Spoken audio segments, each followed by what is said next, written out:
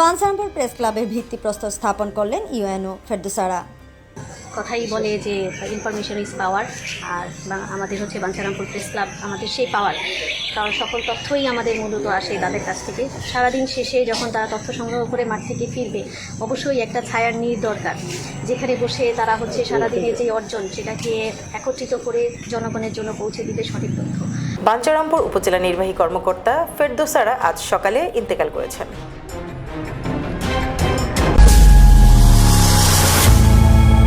দর্শক, আপনারা জানেন যে আমরা সমসাময়িক বিষয় নিয়ে আপনাদের সামনে হাজির হই।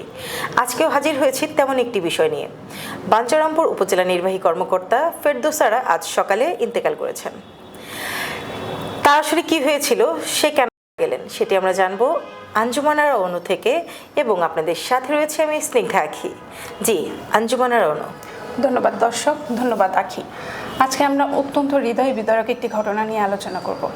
ব্রাহ্মণবাড়িয়ার বাঞ্ছারামপুর উপজেলার নির্বাহী কর্মকর্তা ফেরদৌসারা, তিনি ছিলেন 36তম বিসিএস ক্যাডার, যিনি আজ সকালে আমাদের সকলকে ছেড়ে পরপারে পাড়ি জমিয়েছেন। ফেরদৌসারা ছিলেন অত্যন্ত কর্তব্যপরায়ণ এবং মেধাবী একজন কর্মকর্তা, যিনি তার জীবন দশায় জনসেবা এবং দেশ ছাড়া অন্য কোনো কিছু চিন্তা করেন নাই।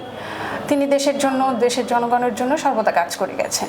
আমরা জানতে পেরেছি ফেরদৌসারার পৈতৃক নিবাস চাঁদপুর।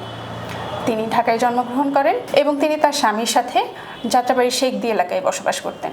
তার শ্বশুরবাড়ি কুমিল্লার দাউদকান্দির খানেবাড়ি এলাকায়। আচ্ছা, তিনি 2025 সালের 9 জানুয়ারি বাঞ্ছারামপুর উপজেলার নির্বাহী কর্মকর্তা হিসেবে যোগদান করেন। আচ্ছা, উনি এর আগে কোথায় কর্মরত ছিলেন?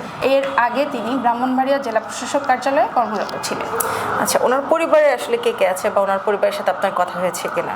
আমরা জানতে পেরেছি তার খুব ছোট্ট একটা সংসার ছিল, যেখানে তিনি তার স্বামী এবং 7 বছর বয়সী এক কন্যা সন্তানকে রেখে গেছেন। যদিও তাদের সাথে আমাদের সরাসরি কথা হয়নি, তবে বাঞ্ছারামপুর উপজেলার সহকারী কমিশনার রবিউল ইসলাম ভূঁইয়ার সাথে আমাদের কথা হয়েছে। তিনি আমাদের জানিয়েছেন যে ফেরদৌসারা গত সোমবার মাইগ্রেনজনিত সমস্যার কারণে ঢাকার কাকরাইলে ইসলামী ব্যাংক সেন্ট্রাল হসপিটালে ভর্তি হন। মাইগ্রেনের সমস্যাটি তার আগে থেকেই ছিল। সোমবার তিনি গুরুতর অসুস্থ হওয়ায় তাকে ঢাকায় নিয়ে এসে ভর্তি করানো হয়। চিকিৎসাধীন অবস্থায় তার কার্ডিয়াক অ্যাটাক হয় এবং তিনি আজ সকাল 7টায় ইন্তেকাল করেন।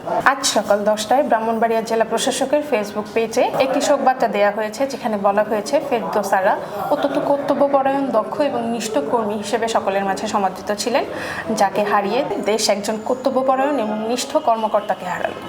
আজ সকালে অতিরিক্ত জেলা প্রশাসক রঞ্জন চন্দ্র দের সাথে আমাদের কথা হয়েছে। তিনি আমাদের জানিয়েছেন গত সোমবার ফেরদৌসারা মাইগ্রেনজনিত সমস্যার কারণে অসুস্থ হয়ে ঢাকার একটি হসপিটালে ভর্তি হন এবং চিকিৎসাধীন অবস্থায় সেখানেই তার কার্ডিয়াক অ্যাটাক হয় এবং তিনি আজ সকালে মৃত্যুবরণ করেন।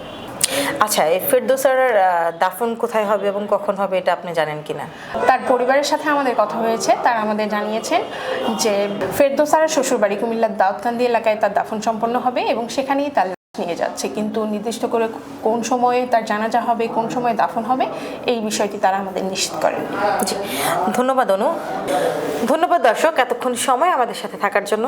আসলে আমরা বাঞ্ছারামপুর উপজেলা নির্বাহী কর্মকর্তার খুব দুঃখ প্রকাশ করছি।